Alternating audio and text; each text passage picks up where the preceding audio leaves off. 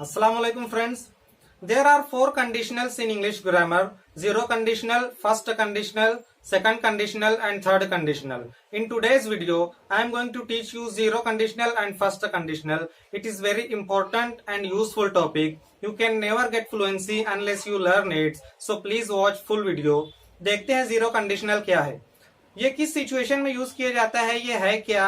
इससे पहले इसका फॉर्मूला मैं आपको बताऊंगा, फिर एक सेंटेंस हम देखेंगे, उसके बाद समझ में आएगा इसका क्या यूज है।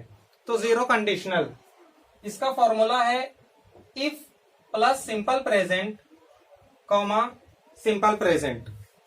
पहले इफ हम लगाएंगे, उसके बाद सिंपल प्रेजेंट का एक सेंटेंस होगा।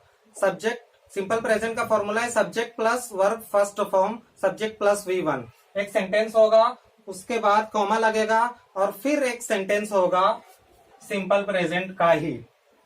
उस वक्त हमारा ये पूरा सेंटेंस कंप्लीट होगा। इसका मतलब जीरो कंडीशनल वाले सेंटेंसेस एक कॉम्प्लेक्स सेंटेंस है जिसमें सिंपल प्रेजेंट के दो सेंटेंस आते हैं, इफ प्लस सिंपल प्रेजेंट फिर कॉमा फिर सिंपल प्रेजेंट। तो इसका ये दो पार्ट है, पहला पार्ट है इफ प्लस सिंपल प्रेजेंट और दूसरा पार्ट है फिर सिंपल प्रेजेंट। इस पार्ट में, पहले पार्ट में हम कोई कंडीशन रखते हैं कि अगर ऐसा होता है, इफ दिस थिंग हैपन्स, अगर ऐसा होता है, और दूसरा पार्ट उस कंडीशन का रिजल्ट होता है कि अगर ऐसा होता है तो फिर ऐसा होता है, इसकी वजह से ऐसा होता है। If this thing happens that thing happens, ये होता है पहले पार्ट में कंडीशन और दूसरे पार्ट में उस कंडीशन का रिजल्ट। सेंटेंस से समझ में आएगा। If we heat ice it melts, we heat subject और वर्ब फर्स्ट फॉर्म, ये सिंपल प्रेजेंट है, और इट मेल्ट्स ये भी सिंपल प्रेजेंट है। अगर हम बर्फ को हरारत देते हैं तो ये पिघलता है। अब मैं बताऊंगा कि किस किस्म की बात बताने के लिए जीरो कंडीशनल हम यूज करेंगे। तो जीरो कंडीशनल जो है general truth and scientific fact. General truth कोई आम हकीकत और साइंटिफिक फैक्ट कोई साइंसी सच्चाई, कोई साइंसी हकीकत। अब यहाँ पर आइस को हरारत देने पर वो पिघलता है, ये एक साइंटिफिक फैक्ट है। तो इस किस्म की बातें, जनरल ट्रूथ और साइंटिफिक फैक्ट से ताल्लुक रखने वाली बातें जीरो कंडीशनल में कही जाती हैं। ये पहला सेंटेंस उसी की मिसाल है, ये साइंटिफिक फैक्ट है। If we heat ice it melts, अगर हम आइस को हरारत देते हैं तो ये पिघलता है। If we freeze water it becomes solid, पानी को अगर जमाने की कोशिश करेंगे, पानी को फ्रीज करेंगे तो ये सॉलिड बन जाता है। अगर हम वाटर को फ्रीज करते हैं तो ये सॉलिड बन जाता है। ये ice, it changes into ice, ये आइस में कन्वर्ट हो जाता है। We freeze simple present it becomes simple present. If plants don't get enough water they die, अगर पौधों को मुनासिब मिकदार में पानी नहीं मिलता तो वो मर जाते हैं। Plants don't get simple present they die simple present, ये एक जनरल ट्रूथ है, एक हकीकत है कि पौधों को पानी नहीं मिलेगा तो वो मर जाएंगे, मुरझा जाएंगे। If you mix red and blue you get purple, अगर तुम रेड और ब्लू कलर को मिक्स करते हो तो तुम्हें पर्पल कलर मिलता है। ये एक साइंटिफिक फैक्ट है, इसलिए इसको जीरो कंडीशनल में कहा गया है। If water reaches 100 degrees it boils, अगर वाटर 100 डिग्रीज तक पहुंचता है, इट बॉइल्स तो ये उबलने लगता है। If people eat too much, अगर लोग बहुत ज्यादा खाते हैं, दे गेट फैट तो वो मोटे हो जाते हैं। If babies are hungry they cry, babies are hungry ये सिंपल प्रेजेंट है, यहाँ पर आर जो है मेन वर्ब है तो इसीलिए ये सिंपल प्रेजेंट है। इफ बेबीज आर हंग्री, जब बच्चों को भूख लगती है, बेबी को भूख लगती है, दे क्राई तो वो रोते हैं, ये जनरल फैक्ट है। और ये if people eat too much they get fat, ये भी एक जनरल ट्रूथ है। 8th sentence, you get water if you mix hydrogen and oxygen, hydrogen और ऑक्सीजन को अगर मिक्स किया जाता है तो पानी मिलता है। तो ये था जीरो कंडीशनल, जिसको जनरल फैक्ट, जनरल ट्रूथ और साइंटिफिक फैक्ट बताने के लिए यूज किया जाता है। इसका फॉर्मूला है if plus simple present comma फिर सिंपल प्रेजेंट एक बात और आपको बता दूं कि ये जो इफ है, इफ को हम वेन से रिप्लेस कर सकते हैं। वेन, इफ की जगह पर हम वेन भी यूज कर सकते हैं। When we heat ice it melts, जब हम आइस को गर्म करते हैं ये पिघलता है। When water reaches 100 degrees it boils, जब पानी 100 दर्जे हरारत तक पहुंचता है तो ये उबलता है। तो इफ की जगह यू कैन यूज वेन, और इस फॉर्मूले में थोड़ी चेंजिंग भी कर सकते हैं। मतलब इस पार्ट को हम पहला पार्ट बना सकते हैं और उसके बाद इस पार्ट को हम दूसरा पार्ट बना सकते हैं। जैसे ये सेंटेंस है, if we heat ice it melts, तो हम इसको ऐसे भी बोल सकते हैं, ice melts if we heat it. Ice melts if we heat it.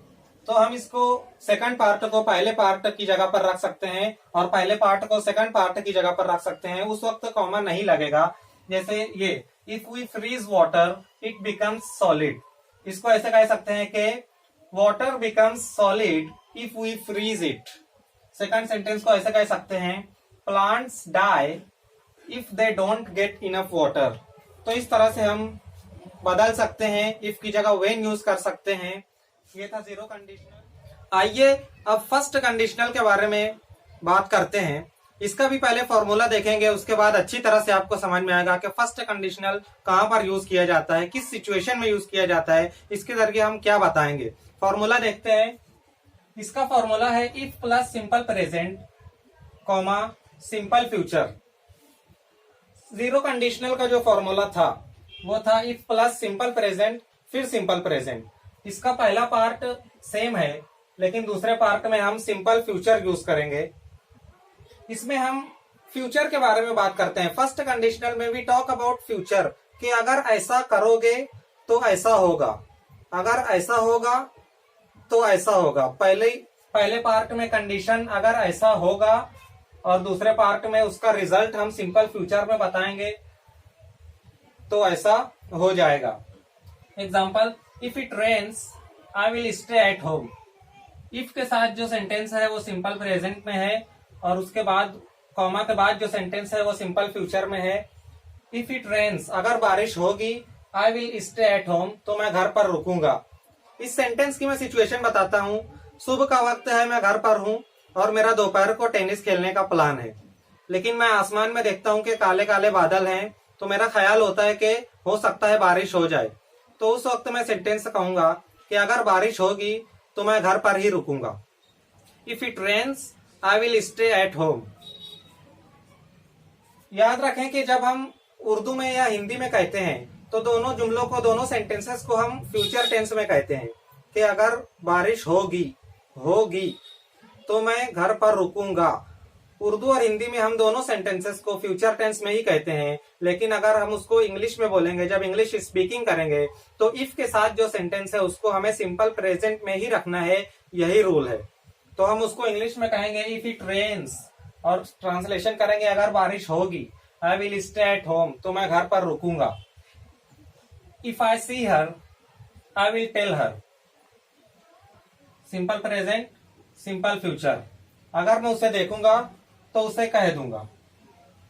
ये कंडीशन है, अगर मैं उसे देखूंगा और उसका रिजल्ट ये है तो मैं उसे कह दूंगा। फ्यूचर के बारे में हम बात कर रहे हैं, अगर ऐसा हुआ तो ऐसा होगा। Third, if you study hard you will succeed. अगर तुम अच्छी तरह स्टडी करोगे तो तुम कामयाब हो जाओगे। If you don't leave soon you will miss the bus. अगर तुम जल्द ही नहीं जाओगे तो तुम बस मिस कर दोगे। ये कंडीशन है। If you don't leave soon simple present, उसका रिजल्ट ये होगा अगर तुम जल्दी नहीं जाओगे तो क्या होगा उसका result, you will miss the bus, तुम बस मिस कर दोगे। If they do not pass the exam there teacher will be sad. अगर वो एग्जाम पास नहीं करेंगे तो उनकी टीचर दुखी हो जाएगी। विल बी यहाँ पर वर्ब फर्स्ट फॉर्म है। कंडीशन, अगर उन्होंने एग्जाम पास नहीं किया उसका रिजल्ट होगा their teacher will be sad. If I meet him I will give the gift. अगर मैं उससे मिलूंगा तो उसको गिफ्ट दे दूंगा। If she doesn't call me I will never call her. अगर वो मुझे कॉल नहीं करेगी तो फिर मैं उसे कभी कॉल नहीं करूंगा। इफ शी कम्स होम, अगर वो घर आएगी, I will tell her about the exam, तो मैं उसे एग्जाम के बारे में बताऊंगा। If I go to the theatre, I will eat popcorn, अगर मैं थिएटर जाऊंगा तो पॉपकॉर्न खाऊंगा। फर्स्ट कंडीशनल में विल की बजाय इंस्टेड ऑफ विल हम मे और माइट और दूसरे मॉडल वर्ब्स भी यूज कर सकते हैं। जैसे if I go to the theatre I may eat popcorn, अगर मैं थिएटर जाऊंगा तो हो सकता है मैं पॉपकॉर्न खाऊं। हम माइट यूज कर सकते हैं अगर काम होने का चांस कम है। If I go to the theatre I might eat popcorn, I must eat popcorn. इस तरह विल की जगह हम दूसरे मॉडल वर्ब्स जैसे कैन, मस्ट, मे, माइट वगैरह भी यूज कर सकते हैं। और इफ की जगह पर जिस तरह जीरो कंडीशनल में मैंने बताया कि वेन का यूज कर सकते हैं, तो यहाँ भी हम वेन का यूज कर सकते हैं, अनलेस का यूज कर सकते हैं, अनलेस। और इफ, वेन और अनलेस के साथ जो सेंटेंस रहेगा वो सिंपल प्रेजेंट में रहेगा और उसका तर्जुमा फ्यूचर में किया जाएगा, ये बात याद रखिए। जैसे you can not pass the exam, तुम एग्जाम पास नहीं कर सकते, यहाँ पर मैंने विल की जगह पर कैन यूज किया है। You can not pass the exam unless you study hard, if की जगह अनलेस यूज किया है, अनलेस यू स्टडी हार्ड, जब तक तुम सख्त मेहनत नहीं करोगे। Unless you study hard you can't pass the exam, you can't pass the exam unless you study hard. तो ये था फर्स्ट कंडीशनल। अब देखते हैं जीरो कंडीशनल और फर्स्ट कंडीशनल में डिफरेंस क्या है, फर्क क्या है। एक फर्क तो फॉर्मूले का है कि जीरो कंडीशनल में इफ के साथ सिंपल प्रेजेंट, उसके बाद फिर सिंपल प्रेजेंट। फर्स्ट कंडीशनल में इफ के साथ सिंपल प्रेजेंट, उसके बाद फिर सिंपल फ्यूचर। एक फर्क तो फॉर्मूले का है और दूसरा फर्क यूज का है कि फर्स्ट कंडीशनल में हम बात करते हैं फ्यूचर की, कि अगर ऐसा होगा तो ऐसा होगा, और जीरो कंडीशनल बताता है कि आमतौर पर क्या होता है, साइंटिफिक फैक्ट, जनरल ट्रूथ, आमतौर पर क्या होता है, ये जीरो कंडीशनल बताता है। I hope you will like this video. Please comment, like and share the video. Thanks for watching.